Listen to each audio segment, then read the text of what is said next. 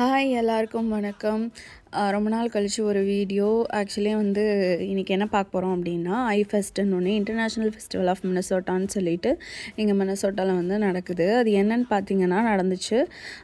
Different கண்ட்ரீஸ்லேருந்து இருக்கிற மக்கள்லாம் பார்த்திங்கன்னா ஃபுட் ஸ்டால் போட்டிருப்பாங்க. ஸோ அந்த ஃபுட் ஸ்டாலில் அவங்க கண்ட்ரி ஃபுட்டு இருக்கும். நமக்கு தேவையானதை நம்ம வாங்கி சாப்பிடலாம், ட்ரை பண்ணலாம். அது மட்டும் இல்லாமல் இங்கே பர்ஃபார்மன்ஸும் பண்ணுவாங்க. இதர் டான்ஸ் இல்லைனா மியூசிக் அந்த மாதிரி. அதுவும் அவங்களோட கண்ட்ரி ரெப்ரசன்ட் பண்ணுற மாதிரி எல்லாருமே பண்ணுவாங்க.